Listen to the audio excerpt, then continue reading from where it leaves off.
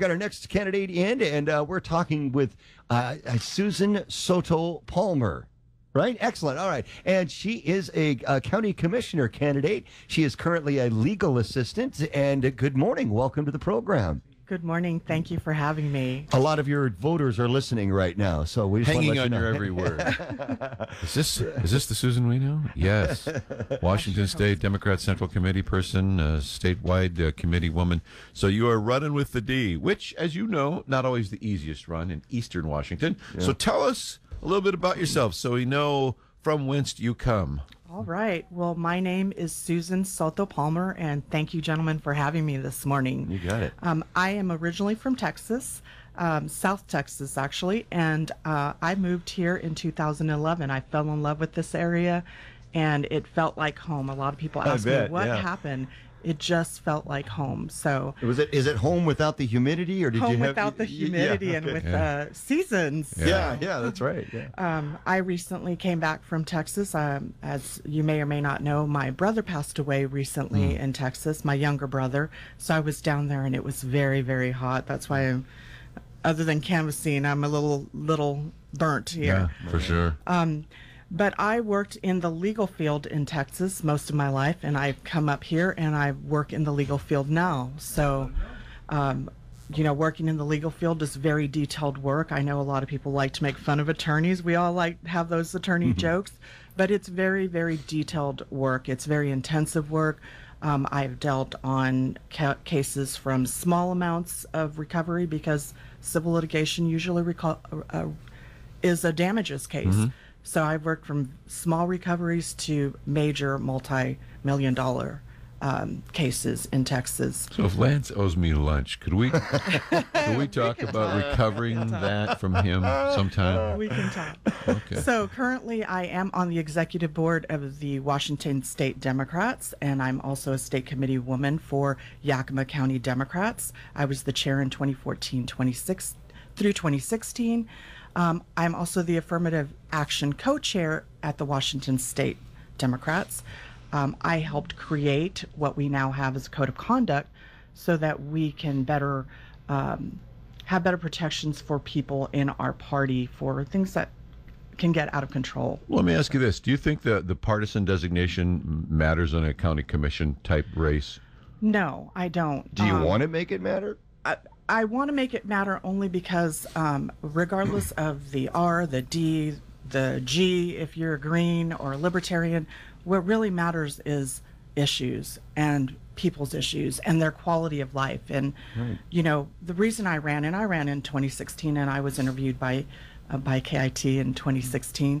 But the reason that I'm running is because I see that the quality of life for our community continues to deteriorate. When I turned in my proof for my candidate statement, I walked to the county auditor's office because it's right near my work.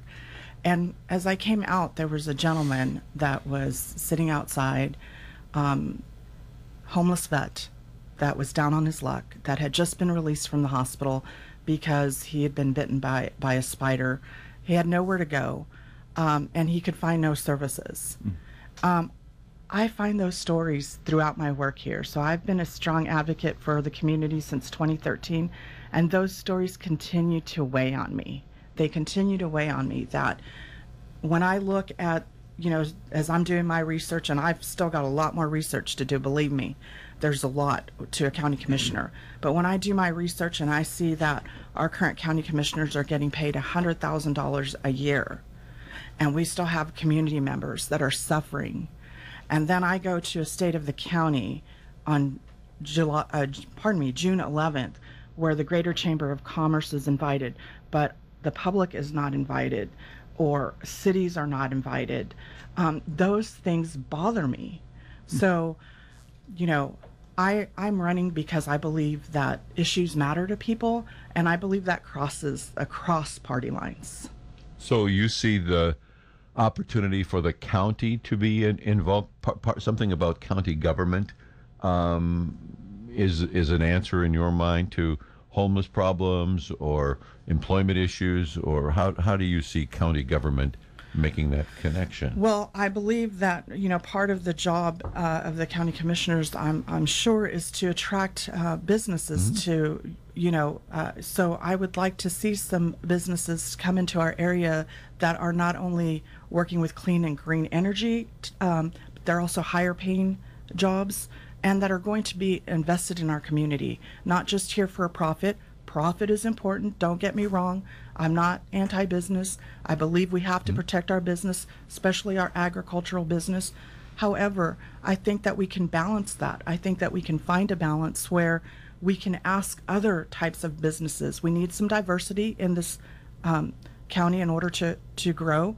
And so we should start looking at other businesses and say, look, come invest in Yakima, come make your home in Yakima, and bring good paying jobs and invest a little in the community, because when we purchase items from businesses, we're investing in them. Well, profits is important. Without profit, I wouldn't be here. Lance is here either way. He's all about hanging out, but it's profit. I'm just kidding, just teasing. That's what I do. Okay, so you see a expanded role then for some aspects of government and ways to use the recruiting ability and some of that other stuff in terms of we need how to be working for smart government. We need to be looking for smart government. Gotcha. Not necessarily big, not necessarily small, but just smart. So as you assess the current situation, and like you said, you ran. Who did you run against last time? Norm Johnson. No, in the okay, so you were. legislature. I was going to say I didn't think we talked with you about commission stuff, but you want to make a difference. So one way or another, you're continuing to tap on the door so that you can get in and make a difference. Absolutely. KIT News Time 8:48. We are talking with Susan Soto Palmer. She is a county commissioner candidate. Susan, you're not advocating for a pay cut for the commissioners, are you? When you said the 100,000, I have to ask. I mean, or are you? Well, I think we should look at that. I'm not necessarily advocating for it. I think it's something that we should look at. When I look at the 566-page budget that I found online, what I can't find is the underlying data for all of the departments that we do have to fund. So without knowing those integral pieces, it's hard to say one way or the other. But it's something that should be looked at. One of the things we've heard over time, I'll just throw this out there, shorten your search, is that in order to attract qualified folks like you to seek the position, we needed to have a salary that was commensurate with what other communities pay and that sort of thing. Lance, does that ring a bell? Yeah. So some of that is some of the rationale that has gone into the decision making on whatever the pay happens to be at this time. I haven't checked it in a while, but we are told that in order to attract quality people, we want that Susan in here, we're going to have to pay her. That's sort of the mindset. As you look at the current, obviously we're kind of getting a sense from you from what you've said so far, but as you look at the current commission and what they do, are there areas that you think that, hey, we're cruising, we're doing good with? Is there anything that you would want to maintain under the current administration? Well, as I said, obviously we are doing very well with our agricultural business, so protecting the agricultural business. But again, just finding balance. Where can we find balances? There needs to be quality of life measures that are in place for the people in the community of Yakima. So I believe the county commissioners are doing a good job in that regard. They obviously have good connections, and they've been doing this for quite a while. But what I see is that's missing is that quality of life that Yakima, from Yakima City throughout Lower Valley, everywhere I go, knocking on doors. And I've been knocking on doors since 2013. Sure. So this is a continued theme: affordable housing, the homelessness. There's not just homelessness in Yakima. There's homelessness in the Lower Valley. I had the opportunity to meet with the Yakima Nation and look at their tiny home project and speak to other people that are working with homeless issues. So there are issues that we need to resolve, and what I'm saying is that we need to find balances. Gotcha. One of the things that the county has been involved with is sort of a moratorium on marijuana and a review of marijuana and a second vote on marijuana, advisory vote, and now they're looking to maybe move forward on that. good idea, bad idea? Where are you at on that? So where I am is that I am unfortunately not in alignment with the current county commissioners. Yeah. First of all, if you look at the Yakima editorial board in 2017, Do I have to? There was just kidding. We like to poke fun at the paper. That's all. Absolutely. There was concern about the moratorium, and we know that we are in Yakima County. The sales approximately are $52 million since 2014. That's going into the economy. We know that there's about $17 million of sales tax or taxes that are generated from that $52 million. We also know, and I know this because I'm a legal assistant and we've had some cases, that the cannabis businesses, whether it's farming or retail, they are highly regulated, very highly regulated. And so we also see, according to research, that youth use is down.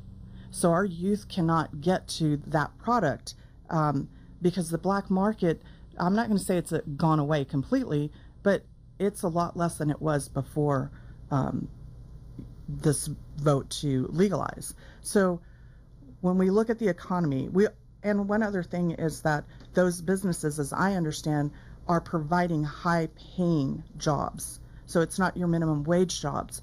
Those employees that they have are making higher than minimum wage, buying houses, buying cars. So those are very important. And we should be looking at all of the issues.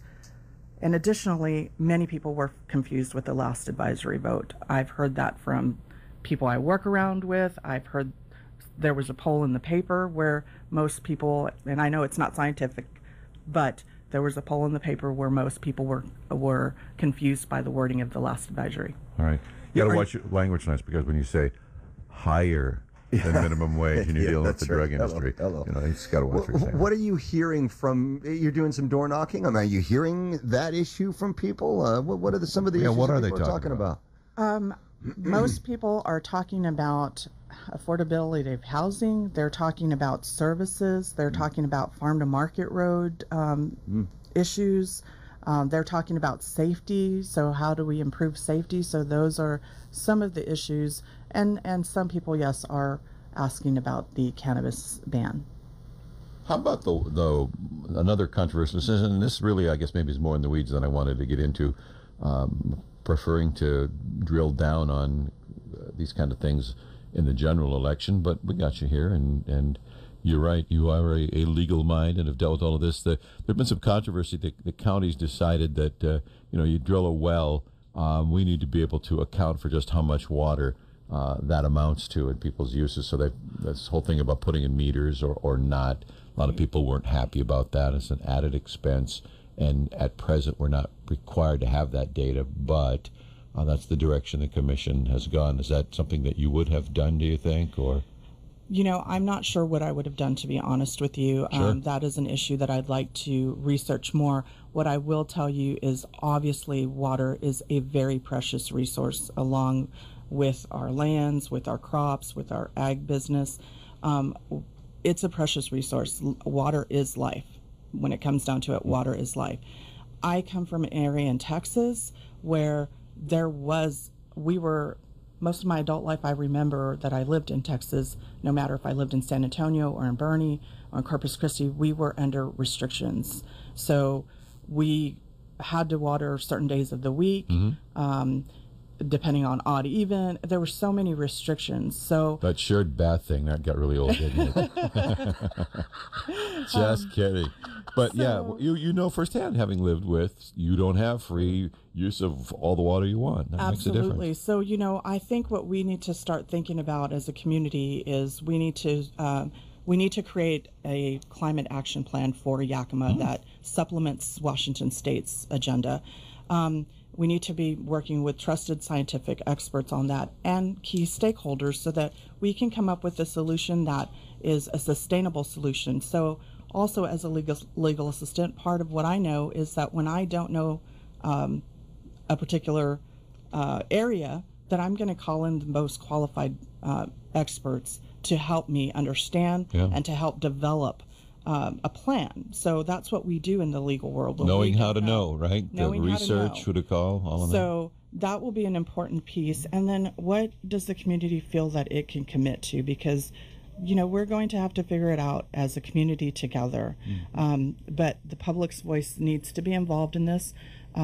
So that is why I am hoping for a more transparent, more accountable, and more accessible county commissioner's office. And that's one of the other reasons that I am running. Well, let's focus on that then. This is the. Is it getting old to say you're stuck in an elevator with Dave and Lance? Or a room, right? That's right. Right. They've locked the door, and you've got 4 minutes before the police come and break you out and give us your pitch here. So all of Yakima's tuned in. Why should they vote for Susan? Once again, my name is Susan Soto Palmer, and I am running to be your County Commissioner, District Number 3. And I believe that our quality of life can be improved. And I also believe that with someone like me, you can balance not only the important business, but also the quality of life issues that we as people in this community face. So I'm hoping to earn your vote by knocking on your door, talking about issues with you, and then what I don't know, finding out from you, what are your issues? What are you concerned about? If I haven't touched on it, let me know. You can visit my website, www.susansotopalmer.com. You can reach out to me there and let me know what your issues are. I would be happy to sit down and hear and talk to other people. I advocated back in 2016 when the federal election happened. I went and talked to some of our elected officials about some of the concerns that our community was coming to me about, their fears and their apprehension following that election. So I continue to try to be a voice for people that maybe don't feel comfortable going before city council or the sheriffs or the Yakima Police Department or any other department. I'd be happy to do that. So once again, my name is Susan Soto Palmer, and I am running as a Democrat in County Commissioner District Number 3. And thank you this morning for your time. Susan, we really appreciate your time. Thanks for coming in and giving the chance to the community to say, who is this lady? Her name sounds familiar. Didn't we hear from her in 2016? I'm glad that you made yourself available because you have a lot of interesting things to say, and people now have a general sense of who you are. Still, they want to see if they can at forums and door-to-doors and all those other things. Election will be here before we know it, so best of good luck. If you make it through a crowded field, we'd be happy to have you back and spend a little more time and more detail on some of this stuff. So best of good luck to you, and thanks again for coming in. Thank you very much. I appreciate it.